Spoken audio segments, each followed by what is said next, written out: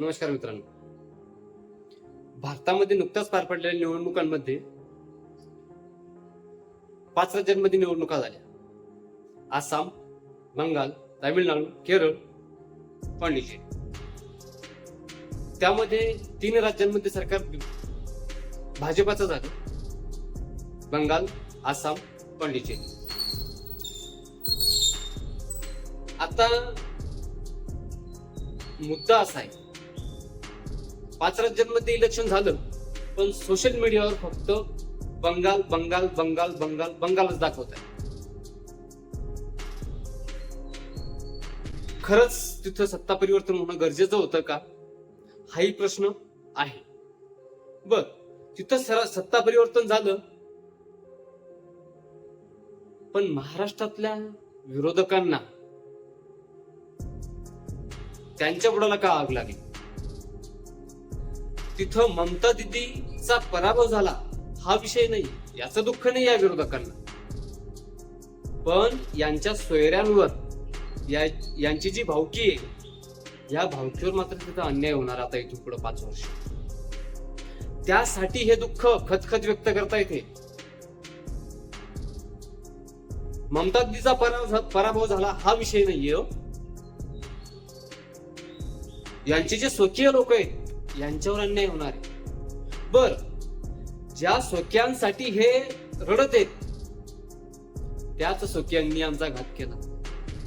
हुमायूं कबीर असेल, ओवैसी साहेब असतील,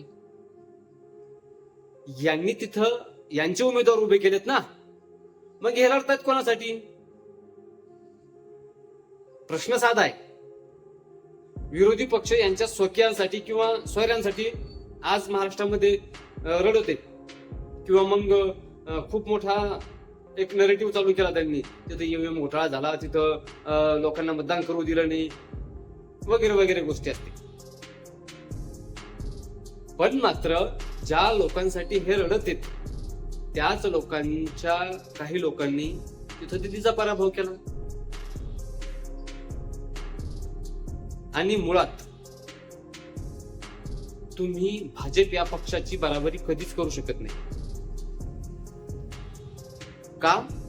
कारण ते 24 तास काम करतात.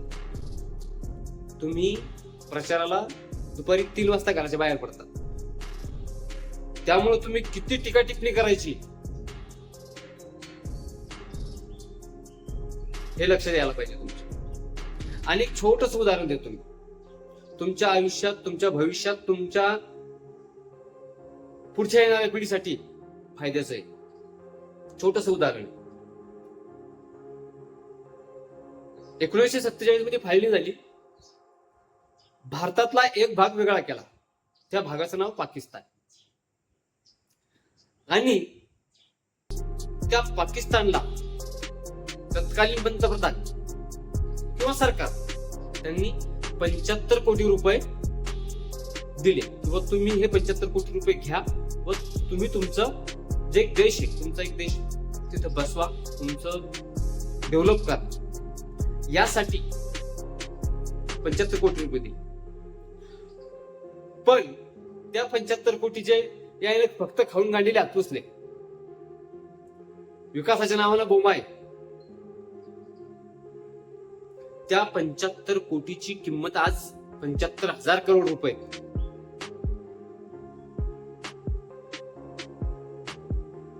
आणि त्या देशानं मागच्या 70 वर्षात स्वतःवर लक्ष केंद्रितच नाही केलं. भारत काश्मीर आतंकवाद, भारत काश्मीर आतंकवाद, हिंदू, बस.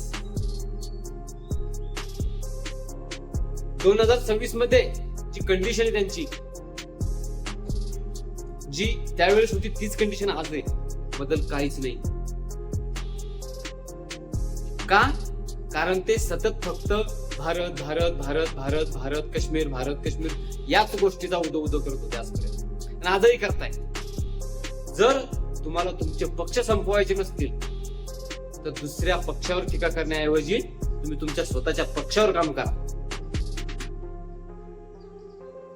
2024 मध्ये तुम्हाला विधानसभेला दाखवून दिलं लोकांनी. आणि जर इतकाच फुलका त्या लोकांचा असेल तुम्हाला, बांगलादेशी लोकांचा, तर खालच्या टोप्या कापा आणि वर डोक्यात घ्या. जय महाराष्ट्र.